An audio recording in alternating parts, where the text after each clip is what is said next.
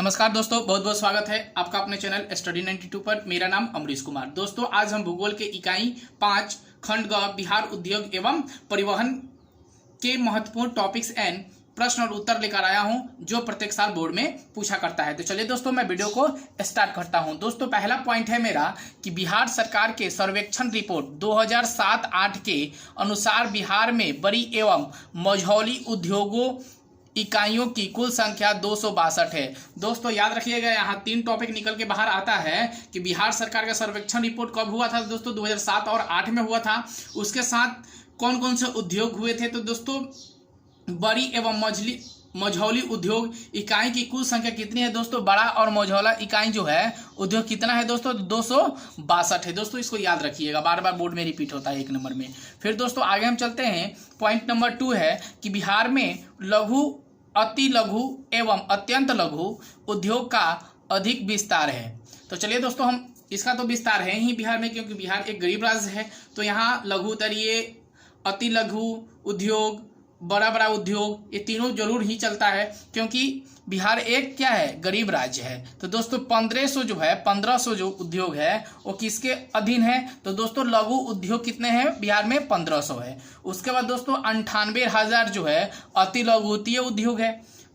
98,000 अति लघुत्तीय उद्योग है। उसके बाद दोस्तों 68,000 शिल्प उद्योग है। दोस्तों आप लोग फिर बता दूं कि लघु उद्योग 1500, 98,000 अति लघु उद्योग और 68,000 शिल्प उद्योग मौजूद हैं। फिर चलते हैं दोस्तों, आगे हैं कुछ महत्वपूर्ण टॉपिक्स है ये, इसको आप जरूर याद करिएगा। भारत में पहली चीनी मिल डच कंपनी द्वारा 1840 मोबितिया में स्थापित किया गया है। दोस्तों याद रखिएगा कि भारत में पहली चीनी मिल कौन कंपनी लाई थी। तो दोस्तों याद रखिएगा, डच कंपनी लाई थी। और कब स्थापित हुआ था, तो 1840 में हुआ था।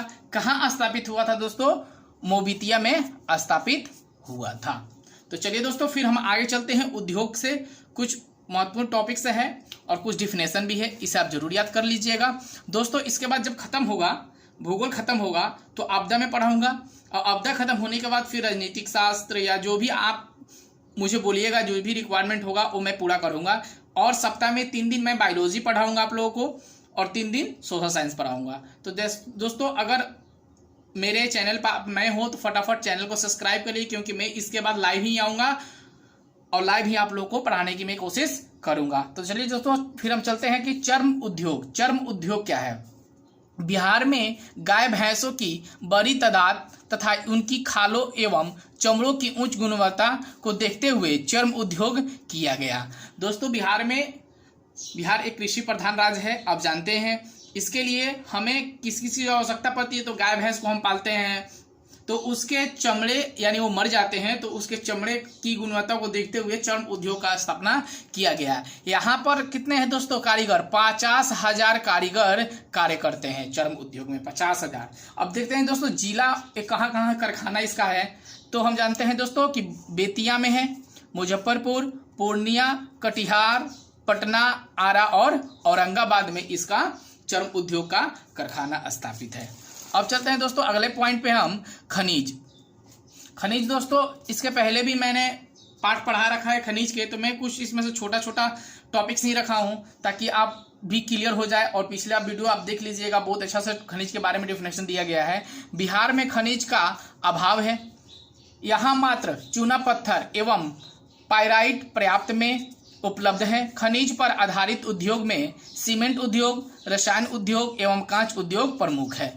दोस्तों आप जानते हैं कि बिहार में कौन कौन से उद्योग हैं, कौन कौन से खनिज पाए जाते हैं। तो दोस्तों याद रखिएगा कि बिहार में खनिज पाए जाते हैं। एक चूना पत्थर पाया जाता है, एक दोस्तों पाइराइट पाया जाता है, उसके बाद दोस्तों सीमेंट उद्योग है, उसके बाद रसायन उद्योग है और कांच उद्योग जो है इसके प्रमुख हैं। चलिए दोस्तों आगे है कि सीमेंट उद्योग। दोस्तों इसके पहले मैंने बताया था सीमेंट उद्योग और रासायनिक उद्योग, कांच उद्योग। तो मैं इसका डिफिनेशन बता दूं सीमेंट उद्योग को। सीमेंट उद्योग के लिए सबसे प्रमुख कच्चा माल चूना पत्थर। 1 टन सीमेंट उत्पादन के लिए 2.02 टन कच्चे माल की आवश्यकता होती है। दोस्तों सीमेंट उद्योग के लिए हमें किसकी आवश्यकता होती है, तो चूना पत्थर की आवश्यकता होती है और कच्चा माल की आवश्यकता होती है।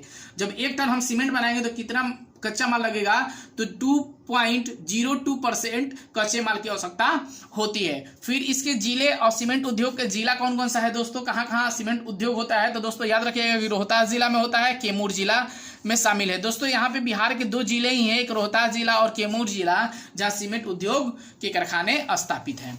फिर हम चलते हैं आगे दोस्तों, रासायनिक उद्योग के बारे में जान लेते हैं कि रासायनिक उद्योग क्या है। तो रासायनिक उद्योग अम्ल क्षार एवं उर्वर रासायनिक उद्योग में भारी वस्तुओं के उद्योग हैं। बिहार में उर्वरक की सबसे महत्वपूर्ण कारखाना बरौनी में स्थापित है, जो हिंदुस्तान फर्टिलाइजर्स उद्योग के नाम से जाना जाता है। दोस्तों रासायनिक उद्योग जो है वह अम्ल क्षार एवं उर्वरक के रासायनिक उद्योग में वस्तुओं के उद्योग से बिहार के सबसे महत्वपूर्ण कारखाना कहाँ स्थापित है, तो दोस्तों याद रखिए कि बरौनी में स्थापित है। वह किस नाम से जाना जाता है, तो दोस्तों याद रखिए कि हिंदुस्तान फर्टिलाइजर्स उद्योग के नाम से जाना जाता है। और इसके कारखाने और क्या क्या इसमें बनते हैं ये भी हम जान लेते हैं दोस्तों, कि जैसे क्या क्या इसमें बनते हैं।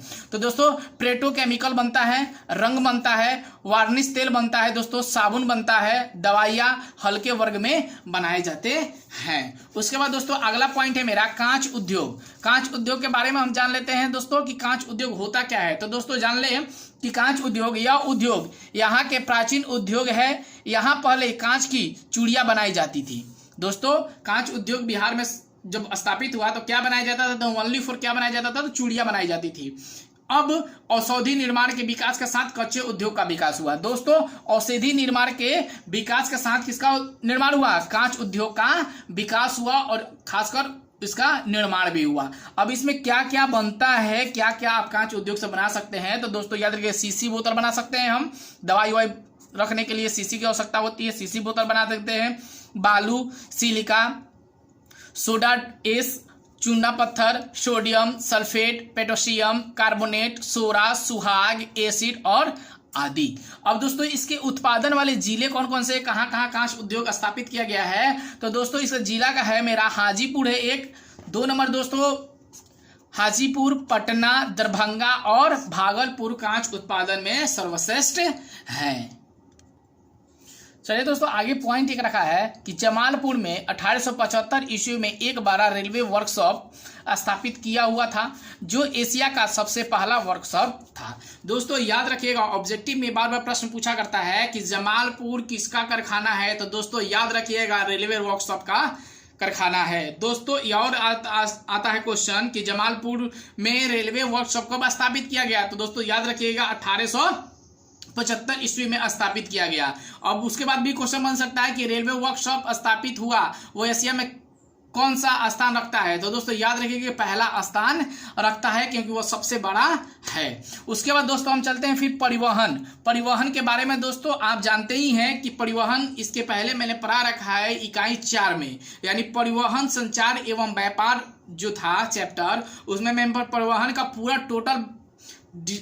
टोटल डिफिनेशन के साथ मैंने उसको पढ़ाया है। तो दोस्तों आप वहां से भी जाके परिवहन देख सकते हैं, अगर देखे नहीं होंगे तो वहां से जाकर परिवहन के बारे में और लिखना हो तो लिख सकते हैं। तो चलिए दोस्तों हम परिवहन के बारे में जान लेते हैं। बिहार का अधिकतर भाग मैदानी है, इसलिए यहाँ परिवहन के प्रायः सभी स्थलीय साधनों का विकास हुआ है।